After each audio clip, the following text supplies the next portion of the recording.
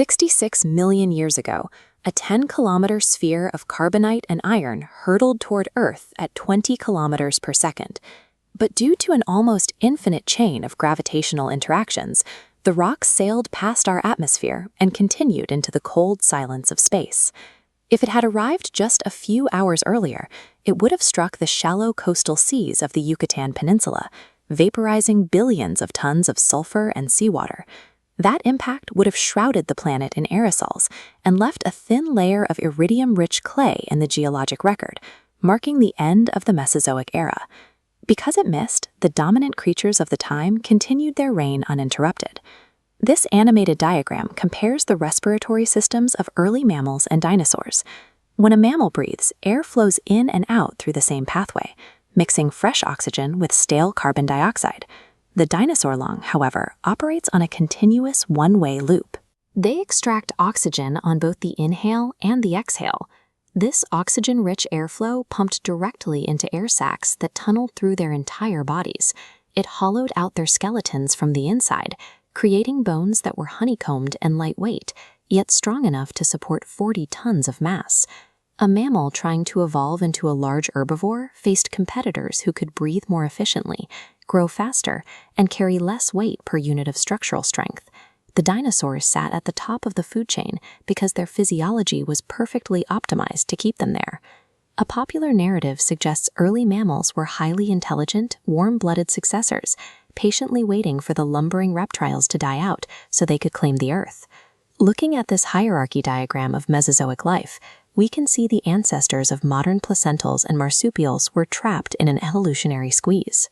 They were suppressed by giant dinosaurs at the top, but they were also boxed in on the sides by a massive diversity of other mammalian lineages, groups like multituberculates that had already specialized in gliding, swimming, and burrowing. Forced into the extreme margins by this competition, the ancestors of humans and elephants survived by occupying niches the ruling reptiles ignored. They became tiny insectivores, creeping through the underbrush or hiding in deep burrows during the day. Without a catastrophic asteroid impact to clear out the established biological order, mammals had no path to the canopy or the open plains. The planet's premier ecological real estate was firmly locked down. Fast forward 10 million years into this alternative timeline. The Earth experiences a rapid, intense spike in global temperatures, known as the Paleocene-Eocene thermal maximum. Within thousands of years, the poles warm so drastically that crocodilians bask on the shores of the Arctic Ocean.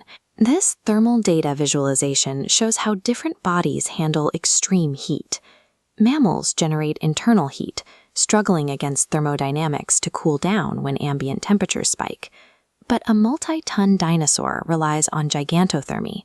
Its sheer mass acts like a thermal buffer, absorbing environmental heat during the day and retaining it slowly overnight, keeping its internal temperature perfectly stable. Smaller dinosaurs relied on a different mechanism. Their bodies were covered in feathers, which function as highly versatile insulators. By slicking their plumage down, they could effectively dump excess body heat into the air during the brutal equatorial summers. In the warming oceans, marine reptiles like mosasaurs and plesiosaurs thrived. Rather than dying out and leaving a vacuum for whales to eventually fill, they evolved into highly streamlined, specialized apex predators tracking the shifting marine ecosystems. Extreme global warming simply allowed the dinosaurs to expand their habitats all the way to the poles, giving mammals zero opportunity to break out of the shadows. Move forward to 23 million years ago. Global climate patterns begin a long, slow cooling and drying trend. The dense forests that blanketed the continents retreat, leaving behind vast, open grasslands. Grass is an incredibly difficult food source to exploit. Its tissues are packed with microscopic silica particles called phytoliths. These act exactly like sandpaper, rapidly grinding down the teeth of any animal that tries to chew it. To process this abrasive diet, herbivorous dinosaurs used jaw structures like this triceratops skull. They developed dental batteries with hundreds of interlocking teeth. As the top layer ground down, fresh teeth continuously replaced them from below. For predators, the open plains presented a different problem. In a forest, a 6-ton ambush hunter can hide behind the tree line. On a flat grassland, vigilant grazing herds can spot a massive solitary threat from kilometers away. In response, natural selection shaped a new kind of hunter. The descendants of Cretaceous theropods became leaner and faster. They evolved to hunt in highly coordinated packs, using flanking maneuvers and relay tactics to exhaust herd animals over long distances. The destruction of their ancestral forests didn't end the dinosaurs. It simply forced them to evolve into faster, highly social masters of the open plains. Roughly 2.5 million years ago, the planet crossed a frozen threshold. The Pleistocene epoch began, burying the northern continents under kilometers of advancing glacial ice. This geometric model illustrates Bergmann's rule, an evolutionary principle where animals in colder climates evolve larger bodies. As mass scales up, the surface area to volume ratio decreases, minimizing the amount of heat lost to the freezing air. Applying this rule, the grazing ceratopsians of the Ice Age bulked up to massive proportions, reaching 8 or 9 tons. They utilized giant internal fermentation chambers to process sparse winter vegetation and build thick layers of fat.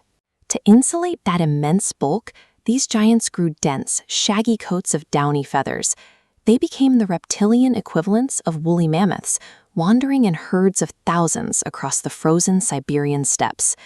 By enduring months of sub-zero temperatures and winter darkness, the dinosaurs conquered the ultimate climate extreme.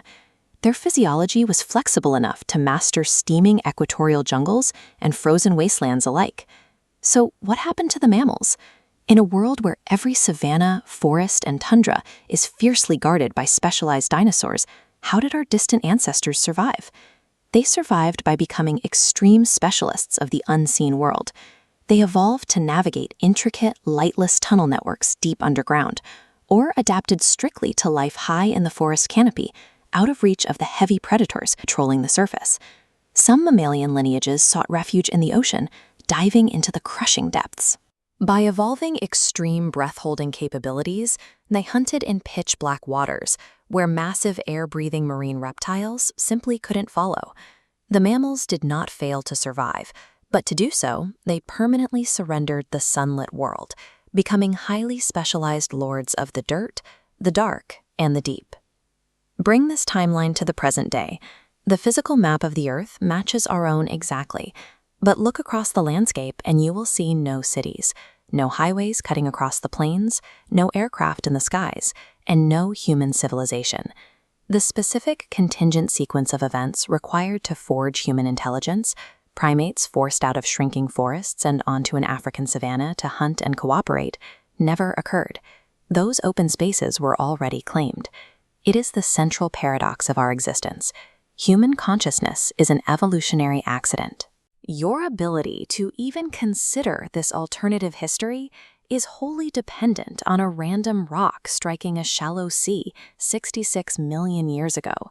Without the asteroid, Earth remains intellectually silent, but biologically perfect, ruled unbroken by the dinosaurs for 230 million years.